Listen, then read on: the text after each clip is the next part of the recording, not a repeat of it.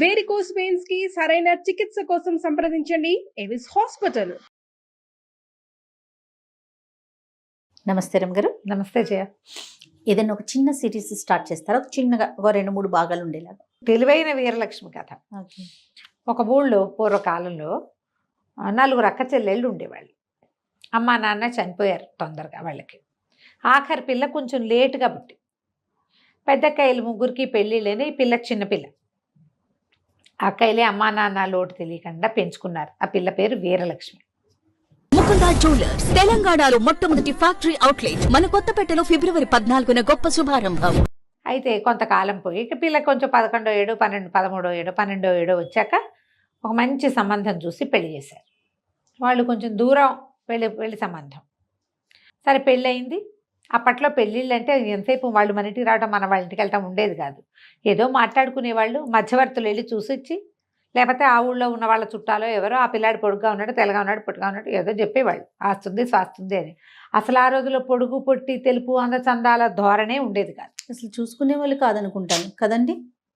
మధ్యస్థులే మాట్లాడి సంబంధం కుదిర్చేసి పెళ్లిలో డైరెక్ట్గా చూడటమే ఇక కాపురం చేసుకోవడమే అంతే. ఇంకా వేషాలు లేవు, అవకాశాలు లేవు అసలు. పాప దాని వేషం అనకూడదు. కానీ ఇప్పుడు ఆ మాట వింటుంటే అమ్మో ఎంత కష్టం అసలు, అట్లెట్లా అనిపించేస్తుంది. అవును. కానీ ఇంకా 1-2 నెలల గ్యాప్ లో పెళ్లి చేసుకోవడం కూడా ఇష్టపట్ల. ఒక 6 నెలలైనా మాట్లాడుకోవాలనుకుంటున్నారు. ఆ లోపల హాయిగా విడిపోవచ్చు కొట్టు తెచ్చి.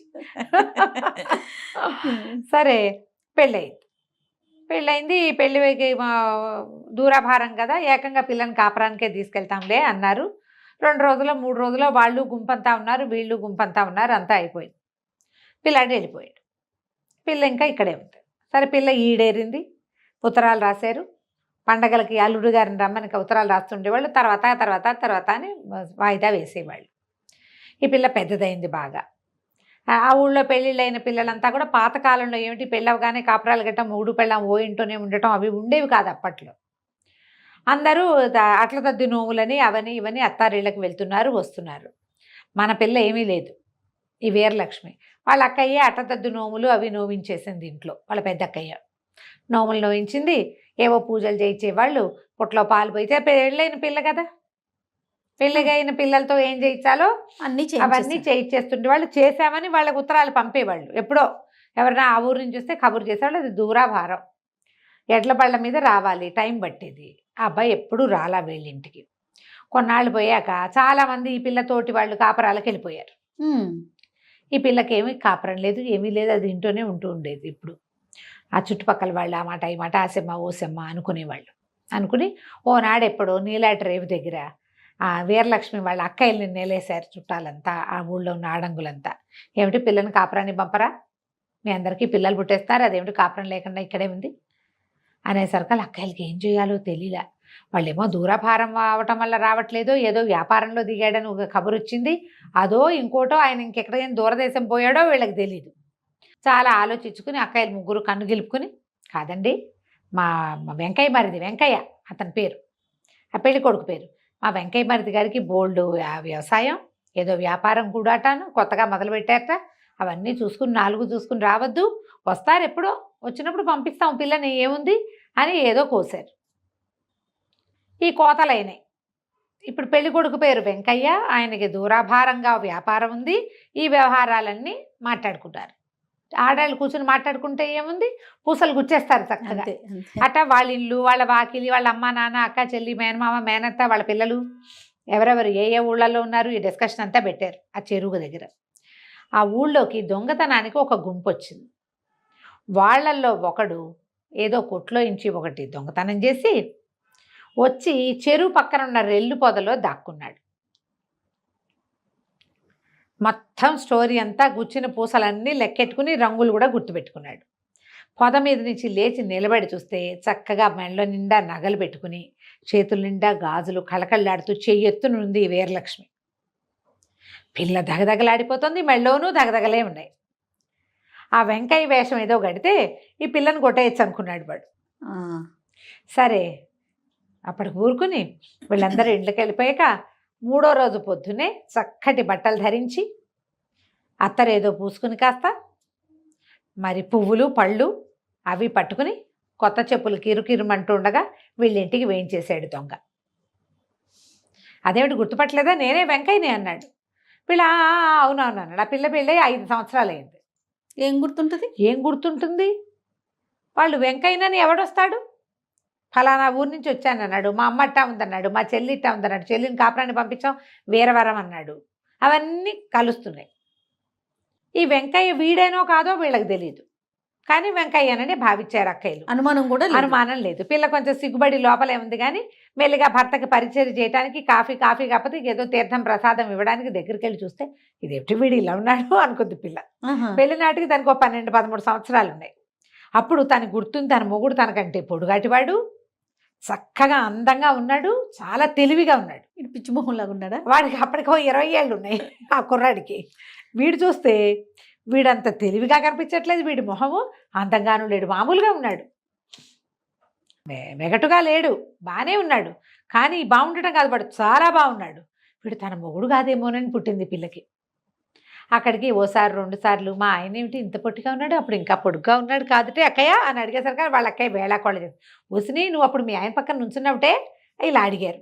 సిగ్గుపడింది పిల్లకి, ఏం చెప్పాలో తెలియలే. ఎక్కడో కొట్టేస్తోంది వీడు మొగుడు కాదేమో, వీడు మా ఆయన కాదు అని. ఎంత అనుకున్నా వీళ్ళు పడనివ్వటం లేదు అక్కయ్యలు. పైగా చుట్టుపక్కల వాళ్ళతో పడలేకుండా ఉన్నారు వాళ్ళు. పిల్లని కాపురానికి ఎప్పుడు పంపిస్తాం? అది 14వ ఏటే మెచ్యూర్ అయింది, ఇప్పుడు 18వ ఏడు వచ్చింది. 4 సంవత్సరాలు పిల్లని ఇంట్లో అట్టు పెట్టుకుంటే కష్టమే. ఆ ఊళ్ళల్లో అలా చేసేవాళ్ళు కాదు. మెచ్యూర్ అయ్యాక ఒక 2-3 నెలల్లో పంపేసేవాళ్ళు ఆ రోజుల్లో. బాగా పోషించి మెచ్యూర్ అయిన 3-4 నెలలకల్లా కాపురానికి పంపేసేవాళ్ళు. అప్పటి నుంచి స్టార్ట్ అయ్యేది వాళ్ళ కాంజుగల్ లైఫ్. ఇప్పట్లాగా 25 ఏళ్ళు రావాలి 30 ఏళ్ళు రావాలి పిల్లలు చిన్నపిల్లలు ఆ ఫీలింగ్స్ ఉండేవి కాదు. మెచ్యూర్ కాకపోతే చిన్నపిల్ల, వన్స్ మెచ్యూర్ అయిందా పెద్దదే. పిల్ల బలహీనంగా ఉంటే పోషించేవాళ్ళు దాన్ని బాగా పోషణ చేసి పిల్లలు ఏపుగా ఉండేవాళ్ళు. ఈ పిల్లకి ఏం చేయాలో తెలియలేదు. అయితే వీళ్ళు ఏమన్నారు, ఇంకా 4 రోజులు ఉండండి, వారం రోజులు ఉండండి, శుభకార్యం అవి జరిపిస్తామని అడిగారు. అవేమొద్దు, మా ఇంటికి వెళ్ళి చేసుకుంటాము, ప్రయాణం పెద్దది, మరి పంపేసేయండి పిల్లని అన్నాడు. అనేసరికల్లా సరే, వాడికేంటి ఎక్కడ తన బండారం బయటపడుతుందో అని వాడి భయము. సరే వీళ్ళు ఏం చేశారు, సామాన్లు అవి సర్దారు, పిల్లకి చక్కగా దాని బట్టలు గిట్టలు 2 మూటలు కట్టారు, నగా నాణ్యం అన్నీ పెట్టారు, పసుపు రాసి దానికి ఇది పెట్టి చలివిడి పెట్టి వాళ్ళు మొగుడుతోటి బయలుదేరి తీశారు. ఈ పిల్ల కొట్టేస్తూనే ఉంది. సరే ఏదో ఊరు అతను తీసుకెళ్తాడు అనుకున్నారు. ఓ బండి ఇచ్చారు, పాలేరుని పంపిస్తా అంటే పాలేరు అక్కర్లేదు బండి ఉంటే చాలు అన్నాడు. నేను తీసుకెళ్ళిపోతాను, వచ్చేటప్పుడు ఎవరిదో బండిలో వచ్చా, మీరు బండి ఇప్పించానంటే ఊళ్ళో ఓ బండి ఇప్పించారు. బండి వేసుకుని భార్యని వెంట పెట్టుకుని తీసుకుపోయి పిల్లని వెంట పెట్టుకున్నాడు. వీరలక్ష్మిని తీసుకెళ్ళి ఎంతో దూరం వెళ్ళిపోతాం అనుకుంది. ఇది అంత దూరం వెళ్ళల. మర్నాడు ఉదయం బయలుదేరారు. మధ్యాహ్నం కాస్త అయ్యేసరికి ఓ చోట ఒక పల్లెలోకి తీసుకెళ్ళాడు. ఆ పల్లెలో ఒక 10-12 ఇళ్ళు ఉన్నాయి. ఆ 12 ఇళ్ళు దొంగలవే. వాడు ఎక్కడికి తీసుకెళ్తాడు పాపం? వాడి ప్లేస్కే వాడు తీసుకెళ్ళాలి. వాడిని పాపం అంటున్నావు, పాపం నువ్వు. అక్కడి నుంచి ఆ గుడిసెల్లో ఒక పెద్ద గుడిసెగా ఉన్న దాని దగ్గరికి వెళ్ళి, అమ్మ తలుపు తీవే, కొత్త కోడల్ని తీసుకొచ్చాను, తీవే అని తలుపు కొట్టాడు. లోపల నుంచి ఒక ముసలి మామ వచ్చి తలుపు తీసింది. బంగార బొమ్మలా ఉంది. వీరలక్ష్మిని చూసేసరికి ఆవిడ సంతోషించేసింది. అయ్యి బాబోయ్ ఎంత బాగుంది పిల్ల, ఎంత చక్కటి పిల్లరా, ఎంత చక్కటి పిల్లని తెచ్చావరా నాయన, బంగారు కొండ అంది. సరే పిల్లని లోపల ప్రవేశపెట్టారు. అది బయటికి గుడిసెగా ఉంది కానీ లోపల బోలెడన్ని బట్టలు, ఒక దండం మీద బోలెడన్ని పట్టు చీరలు పడేసి ఉన్నాయి. వీడు ఎక్కడి నుంచో కొట్టేసుకొచ్చాడు వాడి. అక్కడి నుంచి ఇంతవి ఎన్ని వెండి సామాన్లో, బోల్డని వెండి సామాను. అవి కూడా ఏమి వీళ్ళకి పొట్లం చేస్తున్నట్టుగా లేవు, పక్కన బారేస్తున్నాయి అవి. మన ఇంట్లో వెండి సామాన్ అంటే మనం ఏం చేస్తాం, దాచుకుంటాం. దాచపోయినా వెండి కంచాలు ఓబొత్తి, గ్లాసులు ఓబొత్తి, ఇతడి గిన్నెలు ఉంటే గిన్నె మీద గిన్నె పెట్టి వైనంగా పెట్టుకుంటారు. మన ఇంట్లో సామాన్ అయితే మనం ఎక్కడి నుంచైనా తెచ్చినవైతే, ఇప్పుడు మనం ఊరెళ్ళి వచ్చాము, సామాన్లు ఎట్లా ఉంటాయి, బజార్ వెళ్ళి వచ్చాము, అవన్నీ కుప్పల్లా పడేసి ఉంటాయి. బయట నుంచి తెచ్చినవి కుప్పల్లా ఉంటాయి. ఆల్రెడీ ఇంట్లో ఎగ్జిస్టింగ్ సామాన్లు జాగ్రత్తగా పెట్టుకో, వైనంగా కుదురుగా మటసంగా పెట్టబడి ఉంటాయి. ఇక్కడ ఏం మటసాలు అవి ఏం లేవు, ఇసురు పడేసి ఉన్నాయి. ఇంకా సద్దని సామాన్లు అనమాట అవి. ఇంకా వాటిని సెగ్రిగేట్ చేసి దేనికి దానికి సెపరేట్ చేయబడలా.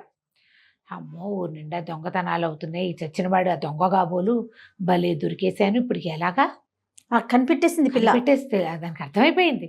ఎందుకంటే వాళ్ళది పల్లె కాదు, దానికి తెలిసినంత మటుకు 7 ఇళ్ళే ఉండటమేమిటి, పూరిల్లు ఉండటమేంటి, వాళ్ళది మండుబా ఇల్లు గుర్తుంది, తన ఆడబడుచు వాళ్ళు చెప్పినవి.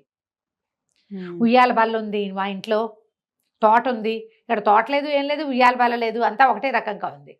సరే బాగా ఆలోచించుకుని ఏం చెప్పిందంటే, అత్త మరేమో మాకు అట్ల తద్ది నోవు ఉంది, నోవు తీర్చకుండా కాపురం చేసుకోకూడదు, మరి మా ఇంటి దగ్గరే ఉండు, నోవులు తీర్పించి పంపిస్తామని మా అక్కయ్య వాళ్ళు చెప్తే నీ కొడుకేమో నీకు నన్ను చూపించాలని తీసుకొచ్చేసాడు, మరి అట్ల తద్ది నోవులు చేసుకోవాలత్త, నోవు చేసుకుని అప్పుడు కాపురం పెట్టుకుంటాము అన్నది. అని చెప్పేసరికల్లా ముసలావిడంది, అవును రోయ్, దేవుళ్ళతో చాలా కష్టం, అవన్నీ చెయ్యాలి మనం, అవన్నీ పట్టుకురమ్మంది. సరే ఏమేం కావాలో చెప్పమన్నాడు. ఇప్పుడు పిల్ల బాగా ఆలోచించి కొబ్బరికాయలు గిబ్బరికాయలు, తమలపాకులు గిమ్మలపాకులు, కాటిక్కాయలు గీటిక్కాయలు, చేటలు గీటలు, పీటలు గీటలు అని మొత్తం వాడి కాగితం తెచ్చుకున్నాడు, రాసుకున్నాడు ఫుల్. చేటలు 3, గీటలు 3, కొబ్బరికాయలు 3, గిబ్బరికాయలు 3, కాటికాయలు గిటికాయలు, పసుపు కుంకం గింకం, పసుపు గిసుపు, ఇక దాని ఇష్టం లిస్ట్ అంతా చెప్పింది. వీడు అన్నీ రాసేసుకున్నాడు. సరే తెస్తానన్నాడు. వాడు పోయాడు. ఇదేం చేసింది పిల్ల, అటు ఇటు చూస్తుంటే అత్తగారు ఏవో పళ్ళు అవి తింటాను పెట్టి, మధ్యాహ్నం అయ్యేసరికి అమ్మాయి నిద్ర వస్తుంది, నాకు తల్లో పేలమ్మా, మరి ఈయన పేరుంది నా దగ్గర, కాసేపు తలదువుతావు అంది. ఒక పిల్ల దొరికేసరికి తల దువ్వించుకుందాం అనుకుంది. సరే ముసలిది చూస్తే ముసలిదానికి కూడా చేతులు ఓగాదు ఓ రకం, ఇంకోగాదు ఇంకో రకం, ఏది ఈవెన్గా లేదు. అర్థమైపోయింది. ఇప్పుడు ముందు ముసలిదాన్ని వదిలించుకోవాలి, తర్వాత మొగుడు వాడిని వదిలించుకోవాలి. సరే ఏం చేసింది, కొంచెం ఎండలోకి అత్తగారిని కూర్చోబెట్టి ఆ ముసలమ్మని తలదువ్వటం మొదలుపెట్టింది. తలదువ్వుతుంటే అటుటా నిద్రపోతుంది. ఏం చేసింది పిల్ల, ఎంత తెలివిగలదంటే అది కంచి పారిపోవాలి, వీళ్ళకి దొరకకూడదు. ఆ పక్కనే ఒక మడ్డు కత్తి పెట్టుంది.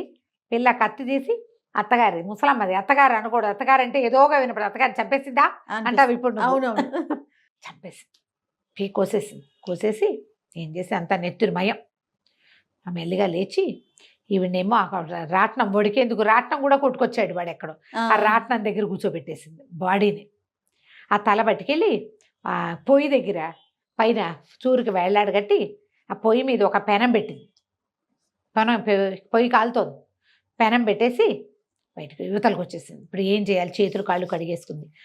దీని మీద దండం మీద బోలెడన్ని పట్టు చీరలు ఉన్నాయి, చెప్పాక ముందే చీరలు ఉన్నాయని. చకచక ఏం చేసి ఒంటి మీద ఉన్న చీర అంతా నెత్తొట్టుమైపోయింది. చీర ఓడదీసి పక్కన పారేసి శుభ్రంగా పట్టు చీర కట్టుకుంది.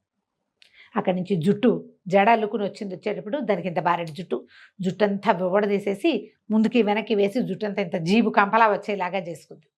ఇక అక్కడి నుంచి తను తెచ్చిన సామాన్లలో బండి దించుకుని సామాన్లు తెచ్చారుగా, అక్కయ్య వాళ్ళు పసుపు కుంకాలు ఇచ్చారు కదా, ఇంత పసుపు తీసి బాగా ముద్దలా కలిపి మొహానికి చేతులకి పట్టించేసుకుంది. పచ్చగా ఇంత కుంకం తీసి కుంకం పెట్టేసుకుని పక్క నుంచి ఒక వేప చెట్టు 4 వేప మండలు విరుచుకుని వేప మండలు పుచ్చుకొని ఇంటి వైపుకి నడవటం మొదలుపెట్టి వెళ్ళాలి. ఇది అంత పొద్దున్న బయలుదేరి మధ్యాహ్నానికి చేరారు, ఆ వైపుకి నడిచి వెళ్ళాలిగా ఇది.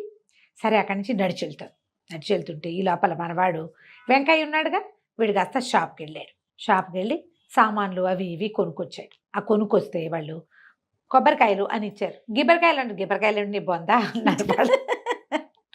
కాటికాయ గీటికాయ ఉంటుంది, నీ బొందా అని తిట్టి ఒక షాపులో అయితే చెంపకాయ ఉంటాడు, ఏంటి పదే సతాయితో ఇచ్చిన బుచ్చుకెళ్ళు, నీ లిస్టు ప్రకారం ఇచ్చేసాం అన్నారు. దొంగ వెంకయ్య ఏం చేశాడు, సామాన్లు మోసుకొని వస్తున్నాడు. అప్పటికి కొంచెం చీకటి పడి, ఇదంతా మధ్యాహ్నం, అమ్మాయి ఎక్కడుంది, సాయంకాలం అయిపోయింది. ఆ సాయంకాలం కొంచెం ఏంటంటే చలికాలపు వేళ అవడంతో పొద్దు తొందరగా తిరిగిపోయింది. దూరం నుంచి చూస్తే వీడికి ఎవరో నల్లటి ఆకారం కనపడుతుంది, ఏమిటా అని చూస్తే ఇది గుర్తుపెట్టేసింది పిల్ల. సంచి మోసుకొస్తున్నాడు వీడేనని. శివం వచ్చినట్టు రాయట మోగటం మొదలుపెట్టింది ముందుకి వెనక్కి. చూస్తుంటే వీడు అయ్యి బాబోయ్ దెయ్యం కాదు రోయ్, దేవతల్లి ఉంది. దగ్గరికి వెళ్తే ఏముంది, ఆ మహంకాళి స్వరూపాలు ఉంది, పసుపచ్చగా మహనిండా పూసింది, ఇంత బొట్టు, తర్వాత జుట్టేమో విరబోసుకుంది. పొద్దున ఏం చేసింది, బిగువుగా వేసుకున్న జడంతా ఊడదీసి జుట్టు విరబోసుకుంటే మనమే కొంతమందిని గుర్తుపట్టలేం. అక్కడి నుంచి వేప మండలు, పెద్ద శివం వచ్చినట్టు ఊతూ, ఏరా వెంకయ్య వచ్చాబా, మీ ఆవిడ చెప్పిన సామాన్లు అన్నీ తెచ్చాబా అని అరిచి కేకలు పెట్టేసరికల్లా, అమ్మో మా తల్లి ఎందుకు తేలేదమ్మా, తెచ్చానమ్మా, అన్ని సరుకులు తేలేదు, మా ఆవిడ ఇంత లిస్ట్ రాసింది, అందులో కొన్ని వచ్చినాయి కొన్ని రాలేదు అంటే, ఎందుకు తేలేదు, అవన్నీ తేకపోతే నా వ్రతం ఎట్ట పూర్తవుతుందిరా అని మళ్ళీ కేకలు పెట్టింది. తల్లి నువ్వు తలుచుకుంటే జరగందేముంది, అన్నీ దొరకాలని వరం ఇవ్వు, తెచ్చుకుంటానంటే అలాగే అవన్నీ ఇక్కడ పెట్టి నువ్వు వెళ్ళిపో అంది. వీడేం చేశాడు, సంచి మూసుకొచ్చాడుగా, ఆ మోసుకొచ్చిన సంచి కొబ్బరికాయలు, పసుపు కుంకాలు, వక్కలు, తమలపాకులు, అరటిపళ్ళు, ఆ తర్వాత ఏమో జాకెట్ ముక్కలు, కాటికాయలు, పసుపు కొమ్ములు అలాంటివేవో తెచ్చాడు. అన్ని వ్రతానికి చేటలు చిన్న చిన్నవి అవంతా మూట అక్కడ పెట్టాడు. పెట్టి వెనక్కి వెళ్ళాడు. వెనక్కి వెళ్ళగానే పిల్ల ఏం చేసింది, ఇక లగెత్తింది మూట మోసుకుంటూ వెళ్ళిపోయి ఊరు చెరువు దాకా వెళ్ళిపోయింది. చీకటి పడిపోయింది, పరిగెత్తేసింది బాగా మూట మోసుకుంటూ. పల్లెటూరు పిల్లలకి ఏముంది, వాళ్ళకేం మూటల గిట్లు లెక్కే లేదు. ఆ మూట పక్కన పెట్టి చీర విప్పి పక్కన పెట్టి శుభ్రంగా మొహం అంతా బాగా కడుక్కుని బిగువుగా జడేసుకుని మళ్ళీ పట్టు చీర చక్కగా కట్టుకుని సామాన్లు మోసుకుంటూ రాత్రి వేళ ఇంటికి చేరింది. అక్కయ్య వాళ్ళు తెల్లబోయారు, ఇదేమిటే ఇట వచ్చావు, మీ ఆయన ఏడే అన్నారు. మా ఆయనకి పడిపోయినంత పని ఏదో వచ్చిందిట. అంచేత నన్ను ఏం చేశాడు, మళ్ళీ వెనక్కి నడిచొచ్చి నన్నేమో మన ఊరు చెరువు దగ్గర దిగబెట్టేశాడు. ఊరు మగదల్లో నువ్వు ఇంటికి వెళ్ళిపో, మన వ్రతం ఇది ఉంది కదా అట్లా తద్ది నోము, అదేమో నన్ను ఇక్కడే చేసుకోమని సామాన్లన్నీ కొనిచ్చాడు అని చెప్పేసరికి అక్కయ్యలకి ఈ విషయం చెప్పాల. చూస్తే పిల్ల చక్కగా మంచి పట్టు చీర కట్టుకుంది. వీళ్ళ దగ్గర అంతా మామూలు చీర, మామూలు వాళ్ళు ఏదో పర్వాలేదు, వీళ్ళు అంత ఖరీదైన పట్టు చీర పిల్లకి కట్టబెట్టాడంటే మరి బాగుంది. సరే సామాన్లన్నీ వచ్చేసినాయి, పండగ సామాన్లన్నీ, అట్టతది సామాన్లన్నీ. సామాన్లు లోపల పెట్టారు, పిల్లని లోపల తీసుకుపోయారు. అదేదో కాస్త వాళ్ళ అమ్మ అక్క వాళ్ళ అన్నం పెడితే ఓ మొద అన్నం తిని పడుకుంది. కానీ దాని భయంగానే ఉంది, ఏమైపోతుందో అన్ని. ఈ లోపల ఈ పిల్ల ఇల్లు చేరే సమయానికి వాడు కొట్ల అన్ని దగ్గరికి వెళ్ళి అన్ని చోట్ల గీటికాయలు, గిబ్బరికాయలు, గీటికాయలు, కుంకం, గింఖం అన్నది ఇచ్చింది కదా, గింఖం, గిసుపు ఇలాంటివి అడిగి అందరితోటి తిట్లు, కొన్ని చోట్ల చెంపకాయలు తిని బతుకు జీవుడా అని మళ్ళీ చెరువు దగ్గరికి వచ్చి చూస్తే ఏముంది, ఆ చెరువు పక్కన సామాన్లు లేవు, దేవత లేదు. అయ్యయ్యో వరం ఇస్తుంది అనుకుంటే మన సామాన్లన్నీ కొట్టుకుపోయిందే. దిందుంప దగ్గర ఎవడో వేషం వేశాడు, నాకు తెలియలేదనుకుని సరే ఇంటికి వెళ్ళిపోదాం, ఈ సంగతి రేపు పొద్దున్న చూద్దామని ఇంటికి వెళ్ళాడు. ఇంటికి వెళ్ళేసరికి వాడింటికి వెళ్ళేసరికి రాత్రి అయిపోయింది. ఇక అక్కడి నుంచి తలుపు కొట్టాడు. అమ్మ తలుపు తీవే అన్నాడు. ఈ లోపల ఈ పిల్ల ఏం చేసింది, పొయ్యి వెలిగించి పొయ్యి మీద పెనం పెట్టి పైన అత్తగారి ముసలమ్మ తల వేలాడేసిందిగా, రక్తం పడుతుంది దాని మీద. చుయ్యి అని చిన్న చిన్న శబ్దం వస్తుంది. ఏదో నెత్తురు కాలిన వాసన వేరే రకంగా వస్తుంది. వీడు చుయ్యమని శబ్దం వస్తే అమ్మ ఏమన్నా అట్లు పోస్తుందా, ఏం చేస్తోంది, కోడలికి ఏమన్నా వండి పెడుతోందేమో, కోడలు ఇంతకాలానికి దొరికిందని. తీవే తలుపు, కొత్త కోడలు నువ్వు కలిసి వండుకు తింటున్నారా, తీవే అని తలుపు తోశాడు. తొయ్యబడలేదు. విసురుని తోసేసరికల్లా ఆ పక్కనే రాట్నానికి ఆనించుంది తల్లి శవం, మొండం పెట్టింది కదా అక్కడ. తలుపు దభేల్మని తెరుచుకుని ఆ రాట్నం కాస్త ఒక్క విసురుని అంతెత్తుని ఎగిరిపడి ఆ ముసలమ్మ శవం గుమ్మానికి అడ్డగబడి నిర్ఘాంతపోయాడు. ఏది అమ్మ తల్లేదు, శరీరం తెలుస్తుంది తల్లిదని. అమ్మ వెలుగు ఏదో చిన్న దీపం ఉంది వాళ్ళ ఇంట్లో, ఎక్కువ వెలుగేం లేదు, ఏదో బయట ఉన్న వెన్నెల వెలుగు వాడికి అర్థం కాల. గబగబా ఆ దీపం ముట్టించాడు. ముట్టిస్తే ఇంకేముంది, మెడలేదు తల్లి. అక్కడి నుంచి పరిగెత్తుకుంటూ అటు ఇటు ఏదో చుయ్యమంటోంది. ఏమిట్రా అని చూస్తే పొయ్యి వెలుగుతోంది, సన్నగా మండుతోంది. ఆ పైన ఏమో పెనం పెట్టుంది, పైనుంచి తల్లి సేవ. అమ్మ బాబోయ్, వీరలక్ష్మి చేసింది ఇంత పని, రాకాసి మొహంది. పిల్ల ఉఠావుగా ఉంటే బాగుంటుంది అనుకున్నాను, దీంతో ఇది ఇంత పని చేసింది. అయ్య బాబోయ్, ఇంకేమైనా ఉందని ఆ తల్లి మొండేమో సేవ తలా కలిపి ఓ పక్కన పెట్టాడు. ఫ్రెండ్స్ని అందరినీ కేకేశాడు. వీరలక్ష్మి దొంగ మొహాన్ని ఇంత పని చేసింది, మన కొంప ముంచేసింది. రేపొద్దున మా అమ్మకి ఉత్తరక్రియలు చేసుకోవాలని తెల్లవారే తల్లికి ఉత్తరక్రియలు చేశారు. ఉత్తరక్రియలు చేసిన తర్వాత ఏం చేశారు, సరే చీకటి పడింది. సాయంత్రం అయిపోద్ది. ఈ కథ అంతా అయ్యేసరికి చీకటి పడి ఒకవేళ పిల్ల వెనక్కి చేరిపోయిందేమో, వాళ్ళ ఇంట్లో ఏం చెప్పిందో, అసలు పిల్ల ఇంట్లోకి చేరిందో లేదో ముందు చూద్దామనుకున్నారు. 6 దొంగలు వాళ్ళు. వీళ్ళు గొడ్లని కాసుకుంటూ ఉంటారు. ఆవులు ఉన్నాయి వాళ్ళకి పుష్కలంగా. ఆవులు కాసుకుంటూ చుట్టుపక్కల ఊళ్ళ చుట్టూతా తిరిగి ఎవరింట్లో వెసులుబాటుగా ఉంటుందో చూసుకుని అక్కడ దొంగతనం చేస్తారు. మామూలుగా వాళ్ళు పశువుల కాపర్లలాగానే కనపడతారు. ఆవులు మేపుకుంటూ తిరుగుతారు. ఆ ప్రాంతాల్లో ఎవరైనా ఒంటరిగా నడిచెళ్తున్నారనుకో వాళ్ళని లూటీ చేస్తారు. అది వాళ్ళ స్టైల్ అన్నమాట.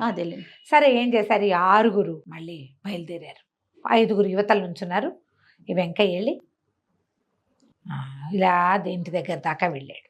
ఆ అమ్మాయి గది తెలుసు వాడికి, ఎందుకంటే 3 రోజుల ముందు ఇంట్లోకి వచ్చాడు, చూశాడు. అయితే ఆ అమ్మాయి గదికి, ఆ పిల్ల లోపల భాగంలోకి వెళ్ళాక ఒక పక్క నుంచి వెళ్ళొచ్చు, పెడగా ఉంది ఆ గది, కిటికీ ఉంది. ఈ పిల్ల ఏం చేసింది, తెల్లవారులు ముందు రోజు రాత్రి నిద్రపోయింది. ఈ రాత్రి దానికి భయం పట్టుకుంది. వీళ్ళేమి చడి చప్పుడు కాకుండా ఉన్నాడేమిటి, వచ్చి ఇంటి మీద పడతాడేమో, వాడే మొగుడని వీళ్ళు అనుకుంటారు. ఇది కాదని చెప్పాలా, భయపడిసేస్తారని. ఏం చేస్తారో అని ఏం చేసింది, రాత్రి ఒక ఇంత పిడిబాకు ఒకటి దగ్గర పెట్టుకుని కూర్చొని ఉంది కిటి గదిలో. సరే చూస్తూ ఉంది, ఏదో సందడి అవుతుంది. అక్కయ్యలంతా నిద్రపోయారు. ఇది భయంతో ఉన్న వాళ్ళకి నిద్రలు పట్టవు. చీమ చిట్టుకుమన్నా మెల్లిగా కిటికీ దాకా వెళ్ళి చూసొస్తాం.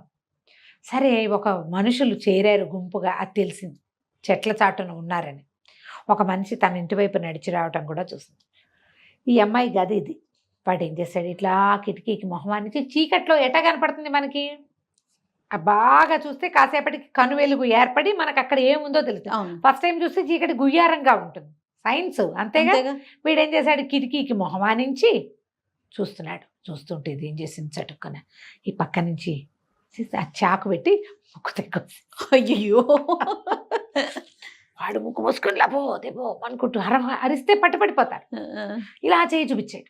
చేయి చూపించేసరికి వాళ్ళలో ఒకడు పరిగెత్తుకొచ్చాడు, ఉందా అని. వీడు ముక్కు పుచ్చుకుని అవతలకు నడిచే లోపల రెండో వాడు మొహమాని ఇచ్చాడు, వాడు ముక్కు కోసేసాడు. 6 ముక్కులు దిగిపోయినాయి. 6 ముక్కులు పడ్డాయి ఇంట్లో.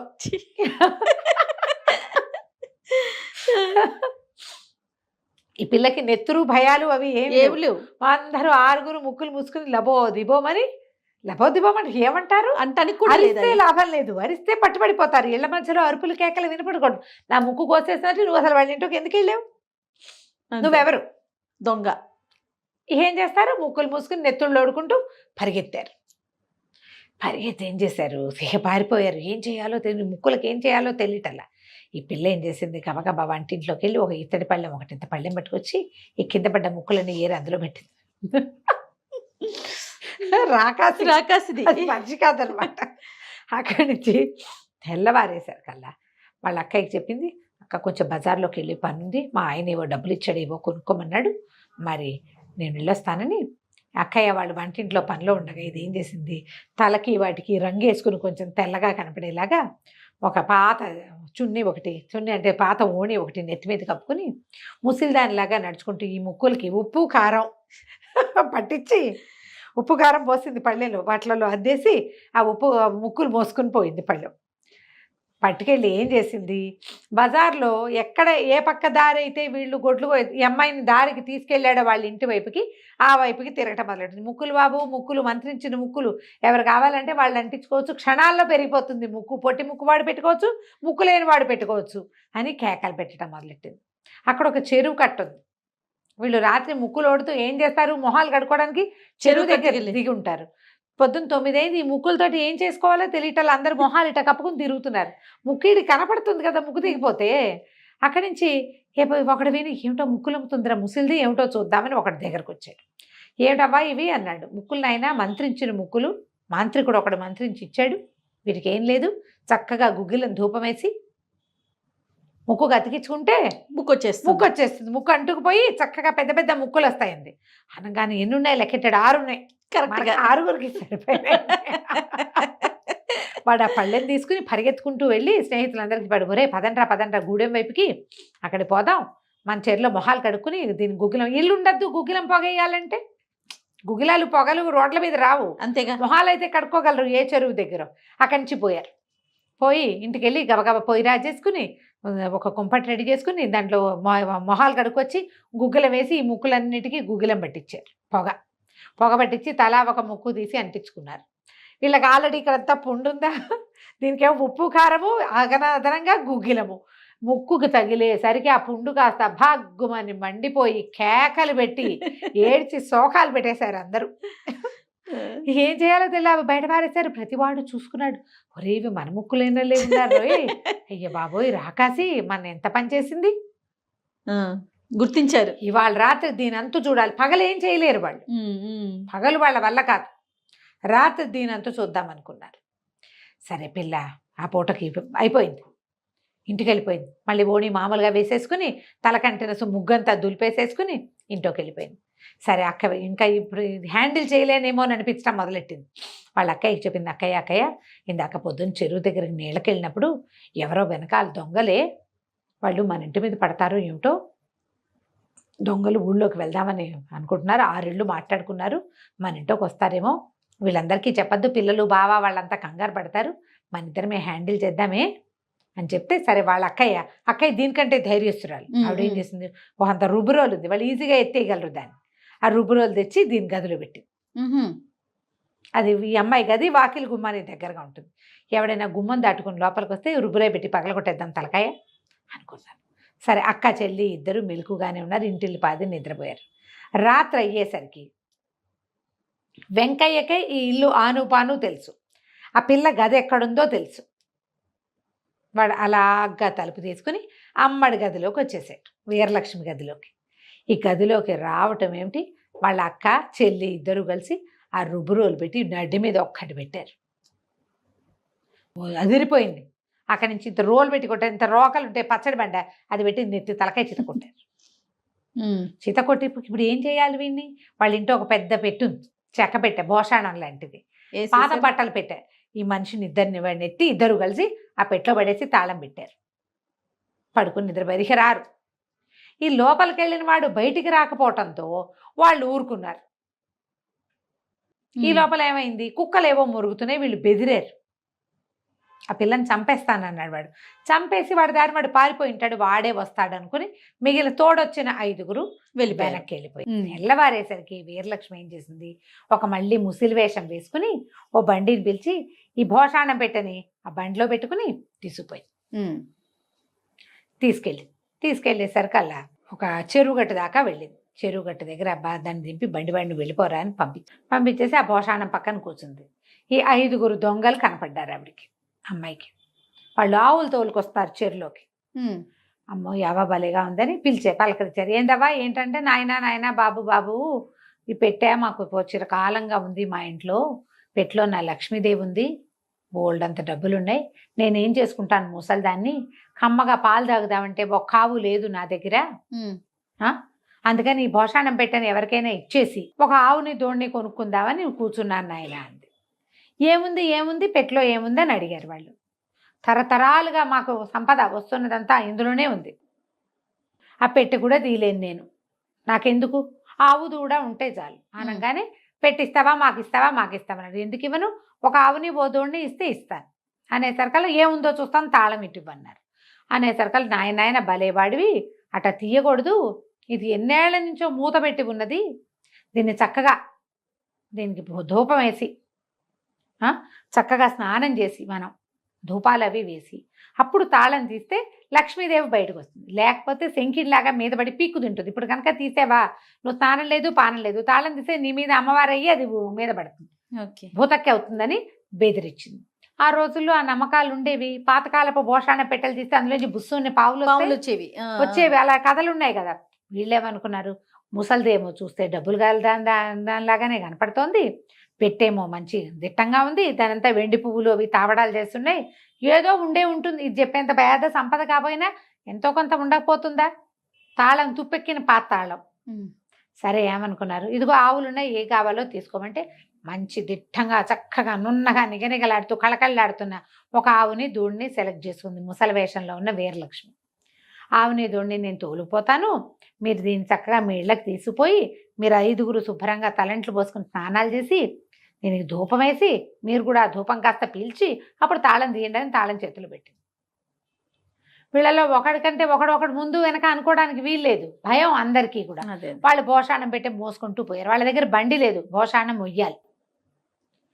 మొయ్యాలి మోసుకెళ్తూ ఉంటే ఏమైంది, కాస్త ముందుకెళ్ళేసారు కదా, అబ్బాయి ఏంట్రా ఇంత బరువుగా ఉంది, బరువు ఎక్కుతుందా ఏమిట్రా అనిపిస్తోంది వాళ్ళకి. ఇంకా ఇంకా ఇంకా ఇంకా ముందుకు తీసుకెళ్లారు. ఇంకా కొంచెం ముందుకు తీసుకెళ్తే విసుగు పుట్టేసింది, మొయ్యలేపోయారు. అమ్మో ఇందులో ఏం భూతం ఉందోరా, ముసలిది మనని మోసం చేసింది ఏ భూతం ఉండుంటుంది, ఇంకా ఇంకా బరువు పెరిగిపోతుంది, దీన్ని ఇక్కడే పారేద్దామని వదిలేద్దామనుకున్నారు. ఒకడు వదిలేసి ఒకడు పట్టుకుని ఆ పెట్టె కాస్త అడ్డదిడ్డంగా పడి తపక్కమని ఆ తాళం ఓపెన్ అయిపోయింది. తాళం ఓపెన్ అయిపోయేసరికల్లా అది పక్కకి ఒరిగిలి పడింది. తాళం తెరుచుకునేసరికల్లా అది గొళ్ళెం పెట్టి తాళం పెట్టింది. ఆ గొళ్ళెం తెరుచుకుని ఆ లోపల ఉన్నవాడు తల కింద పక్కన పడ్డాడు. పడంగానే వాడికి మెలకు వచ్చింది. మెలకు వచ్చి తోసేసరికల్లా కాస్త అటు ఇటు కదిలేసరికల్లా తలుపు మూత తెరుచుకునేసరికల్లా కెవ్వు మరి కేక పెట్టాడు. ఒక్కసారి వెలుగు కనపడేసరికి స్పృహ తప్పి ఉన్నవాడు కదా, కేక పెట్టేసరికి అయ్య బాబోయ్ ఇంకేముంది, ఆ భూతం బయటకు వచ్చేసి ఇలాగెత్తండి రా అని 5 పరిగెత్తారు. వీడు స్పృహలోకి వచ్చి చూసుకుంటే తనే ఎక్కడో రోడ్డు మీద ఉన్నాడు. అది చూస్తే చెరువు గట్టు దాటినట్టు కనపడుతోంది. ముందు పరిగెత్తేవాళ్ళు తన ఫ్రెండ్సే. ఆవులన్నీ కకావికలుగా ఎవరి పెట్టి దారిని పరిగెత్తేస్తుంది. వీడు పరిగెత్తుంటే ఆవులు పరిగెత్తావు. ఒరే ఒరే ఆగండ్రా ఆగండ్రా మీ దుంపల దగ్గర వీడు ఎంత అర్చన, అయ్య బాబోయ్ వెంకయ్య గొంతుతో పిలుస్తోందిరా పిశాచం, ఇంకేముంది అని పరిగెత్తారు. వాళ్ళ వెనకాల పడి వీడు పరిగెత్తడం మొదలెట్టాడు. ఎంత పరిగెత్తినా వాడు వీడికి అందలా. కానీ ఆ పరిగెత్తే 5గురిలో ఒకడికి రాయేదో తగిలి వాడు దెబ్బేళ్ళని ముందు పడ్డాడు. పడగానే వీడు పరిగెత్తుకుంటూ వెళ్ళి వాడిని కావిటేసుకున్నాడు వెంకయ్య. ఒరే మీ దుంపల దగ్గర ఎందుకు పరిగెడుతున్నారు రా, నేను వెనకాల నుంచి కేకేస్తుంటే తల పోటెత్తిపోతోంది, ఏదో తగిలింది నెత్తికి, వీపులు నొప్పిగా ఉంది, నేను ఎంత పరిగెత్తినా ఆగి చావరేరా మీ మొహాలు మండ అని తిట్టడం మొదలెట్టాడు. ఎప్పుడైతే వీడు బూతులు తిట్లు అందుకున్నాడో అప్పుడు పడ్డవాడికి వీడు దయ్యం కాదు వెంకయ్య అని తెలిసింది. అర్థమైంది. నువ్వెక్కడి నుంచి వచ్చావురా పెట్టిలోకి అన్నాడు. నాకేం తెలుసు, దాని ఇంట్లోకి అడుగు పెట్టా, తర్వాత పెట్టిలోంచి బయటకు వచ్చాను అనగానే అమ్మ బాబోయ్ అని ఓ అన్నయ్య ఓ బావయ్య అని కేకేసి వాళ్ళని ఆపాడు. ముందు పారిపోతున్నాడు నలుగురిని. వాళ్ళు కూడా వెనక్కి వచ్చారు. పిశాచం పట్టేసుకుంది వేయండి అనుకున్నారు. దగ్గరకు వస్తే వెంకయ్య. ఏం జరిగింది అంటే ఏదో పెట్టి కొట్టారురా నన్ను ఆ పెట్టెలో పడేసినట్టున్నారు.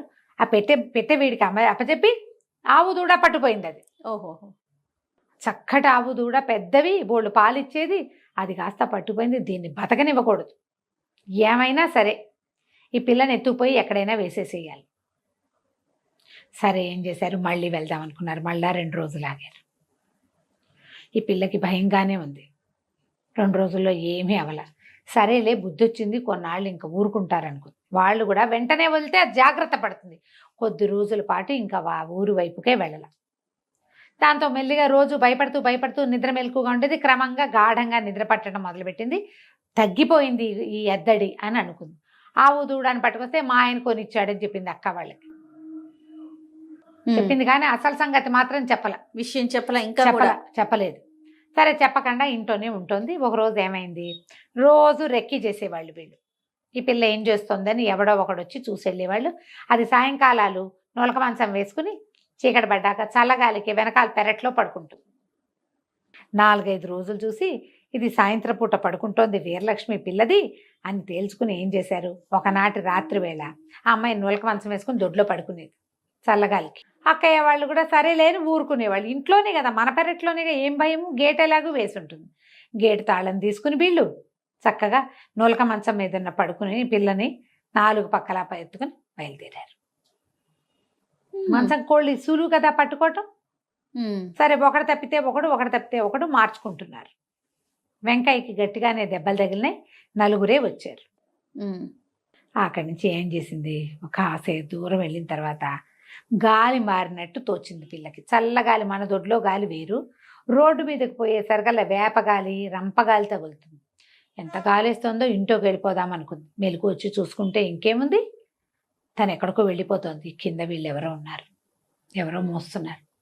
బాగా చూసి ఏం చేసింది, నులకలోంచి చేయి పోనిచ్చి ఒక్కోడిని వీళ్ళు ఇలా పక్కకి మోస్తున్నారు, మోయటానికి వీలుగా తలలు దడివి అందరికి ఇంతంత పిలకలు ఉన్నాయి వాళ్ళకి. ఆ కాలంలో పిలకలు ఉండేవి. ఆ పిలకని నులకదారాలకి వేసి కట్టేసేసి నులకదారానికి వేసి కట్టేసి సరే ఏమైంది, మధ్యలో ఏం చేస్తారు, తలవాడు కాళ్ళకి కాళ్ళవాడు తలకి మార్చుకోవాలి. ఇంకేం మార్చుకోవాలి, ముందేదో మార్చుకున్నారు. చల్లగా సర్దు కూరుకున్నారు.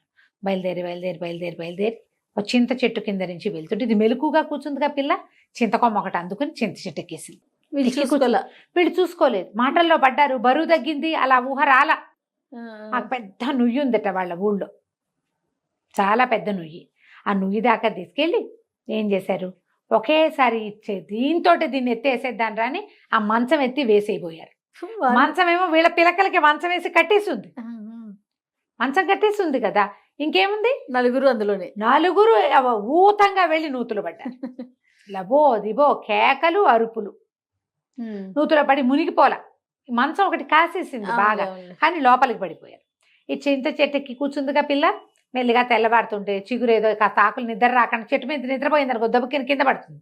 ఏ జంతువు వస్తుంది కదా, ఆకులు తుంపి నోట్లో వేసుకుంటే అబ్బా చింత చిగురు పుల్లగా ఉంది, కోసుకుందామని అందిన మేరకి చింత చిగురు అంతా చెంగులో వేసి మూట కట్టుకుని ఒక్కో చింత చిగురు తింటూ కూర్చుంది అక్కడ. ఈ నూతులో పడిన వాళ్ళు తెల్లారేసరికి కేకలు అరుపులు. ఇంతలో ఏమైంది, ఎవరో ఒక 5-6 వ్యాపారస్తులు పొద్దున్నే ఎక్కడి నుంచో బయలుదేరి వస్తున్నారు. ఆ వస్తున్న వాళ్ళంతా విన్నారు. వినేసరికి ఎవరో పడిపోయారు, నూతిలో పడ్డట్టున్నారు, ఏమిట్రా అని లేవదీశారు. లేవదీస్తే ఆ వ్యాపారస్తుల్లో ఒకడు అసలు వెంకయ్య, ఈ వీరలక్ష్మి భర్త. ఓహోహో.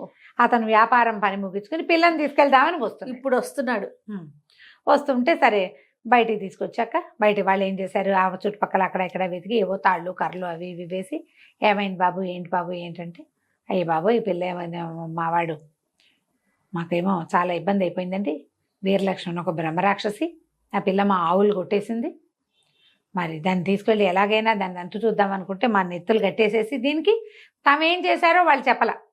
వీరలక్ష్మి అని ఒక పిల్ల ఆవు దూడాన్ని కొట్టేసింది, మావాడు ఒక నడు విరకొట్టింది, పాడు పిల్ల అని చెప్పారు. చెప్పేసరికి ఇతను గుండు మండిపోయింది. నా పేరు పాడు చేస్తోంది కదా, ఇది ఫలానా వాడి పెళ్ళామంటారు, పెళ్ళైపోయిన పిల్ల కదా. అక్కడి నుంచి ఏమైంది, ఇక్కడ వ్యవహారం వీళ్ళందరినీ పిలకలు అవి ఓడదించి తలా ₹1 కాసు పెట్టి, సరే నేను ఇంటికి వెళ్ళి కనుక్కుంటానని ఇంటికి వచ్చాడు. వచ్చేసరికల్లా వీళ్ళెవరూ మంచినీళ్ళు కూడా ఇవ్వాలి, వాళ్ళకి అసలు తెలీదు. వాళ్ళు ఇంకో వెంకయ్యని చూశారు. మళ్ళీ లోపలికి వచ్చేసరికల్లా వాళ్ళు ఎవరు పలకరించలేదు. ఎవరండి, ఏం కావాలి, ఏమిటి నన్నే గుర్తుపట్టలేదా వెంకయ్యని అని కసురుకున్నాడు. ఈ పిల్ల మల్లెపూ చింత చిగురు కోసుకొచ్చింది కదా, దొడ్లో కూర్చొని చింత చిగురు నూరుతోంది పచ్చడి పొద్దున్నే సద్దెన్నాల్లోకి. ఎప్పుడో కొత్త గొంతు వింటే అది బయటకు వచ్చేసరికి మొగుడిని గుర్తుపెట్టింది. ఈయననే మా ఆయన అన్నది. అనేసరికి అక్కయ్య వాళ్ళు అన్నారు, అదేమిటే మొన్న ఇట్లా లేడు కదంటే, అబ్బాయి అప్పుడు ఏదో ఒంట్లో బాగుంటే కట్టా ఉన్నాడు, ఈయనే మా ఆయన. ఒంట్లో బాగోపోతే మారిపోయాడు, మీరు సరిగ్గా చూడలేదు, నాకు తెలుసు కదా, నేను వాళ్ళ ఇంటికి వెళ్ళాను కదా అని అట చెప్పింది. చెప్పేసరికి సరేనని అల్లుడు గారికి మంచినీళ్ళు తెచ్చిచ్చారు. మాట్లాడారు, ఏదో పలహారం పెట్టారు. పలహారం పెడితే ఇతను అన్నాడు, ఏం పెంపకం అండి మీ పెంపకం, 4 అక్కయ్యలు 3 బావలు ఉన్నారు, మీ పిల్ల ఏమన్నా మంచి పిల్లైనా, అసలు ఇంత దూరం వచ్చి మీ సంబంధం చేసుకుంటే ఈ పిల్ల ఏమిటి, వాళ్ళు ఎవరిదో ఆవు దూడ కొట్టేసిందిట, వాళ్ళు ఎవరినో నూతులో పారేసింది, వాడు ఎవరినడ్డో విరకొట్టిందిట, ఇటాడి పనులు చేసే పిల్లని ఎవడ కాపురం చేసుకుంటాడండి, హాత్తెరి అని కేకలేశారు. కేకలేస్తే ఎవరికి ఏం చెప్పాలో తెలియలా. వాళ్ళ పెద్దక్కయింది, అబ్బాయి వాడు దొంగవాడండి, మా ఇంట్లో జొరబడ్డాడు, అందుకని కొట్టాము, అంతకంటే ఏమీ లేదండి. మిగిలిన అక్కయ్యలు ఇద్దరు తెల్లమొహాలు వేస్తున్నారు, అసలు ఏం జరిగిందో కూడా తెలియదు కదా.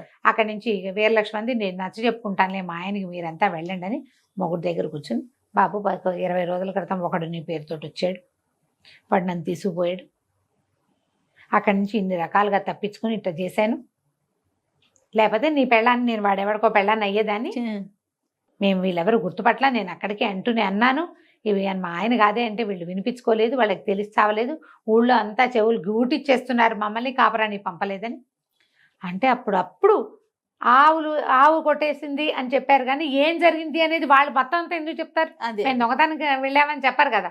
అప్పుడు అతను సర్దుకున్నాడు, మొత్తం అంతా కనెక్షన్ పెట్టుకుని ఆలోచించుకున్నాడు, వీళ్ళు చెప్పింది కరెక్ట్, సరే అమ్మ ఇట్టడి పనులు చేయబోక జాగ్రత్తగా ఉండాలి, ఇంకా ఈ ఊళ్ళో ఉండొద్దు, ఆ దొంగ వాళ్ళు వస్తే మళ్ళీ ఇబ్బంది అవుతుందని, సాయంకాలమే నేను పిల్లని తీసుకెళ్తాను, బండి ఏర్పాటు చేయండి అని బండి ఏర్పాటు చేసుకుని వీరలక్ష్మిని కాపురానికి తీసుకుపోయాడు.